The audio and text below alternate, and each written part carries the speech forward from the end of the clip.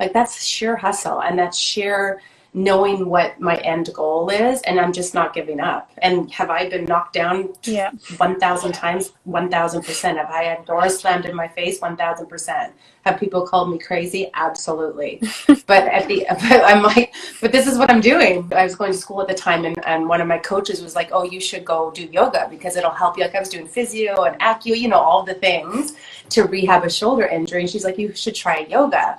And this was a lot of years ago. And I was like, what the heck is yoga? Like this, Yeah. like, I'm not going to date myself right now, but this was like 20 years ago. And it wasn't trending. And there was like hot yoga and, Ashtanga yoga. There wasn't all these different options out there. And so I went, and it became like this love-hate relationship because I was an athlete. I couldn't do all the yoga moves and the position, but also because I was an athlete, I was damn well going to try, right? And what Yeah. that meant is I was doing things that my body should not have been doing. And I ended up hurting myself more because I'm not flexible. I can't sit cross-legged. I can't touch my toes. I can't do all these things. But the piece of it that I guess was intriguing for me was this idea of breathing and relaxation.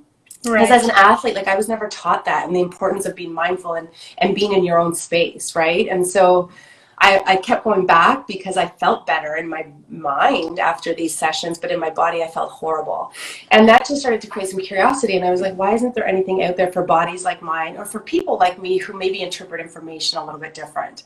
And that led to this journey of, curiosity, and I couldn't find anything. So I went to my training in Japan. Like that led me to Japan to get certified, and brought that back to Calgary, Canada, and got a job working with the Stampeders, the CFL team.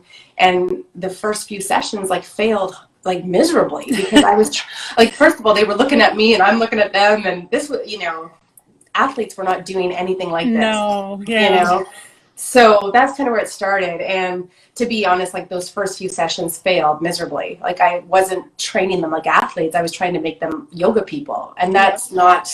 that wasn't the right tactic. And so I spent those 2 years with the athletes, having conversations, and basically developing this thing now we know to be yoga. But I didn't even know what I was doing at the time. It was literally just trial and error. And I hate to say that to any of the Calgary Stampeders that may be watching this that I was working with, that you were my guinea pigs, but they truly were. And I got a lot of information just by taking, being an advocate for the athlete, right? And being like, hey, did this help you sleep better? Did this make sense before you went into the gym? Did this make sense pre-game, post-game?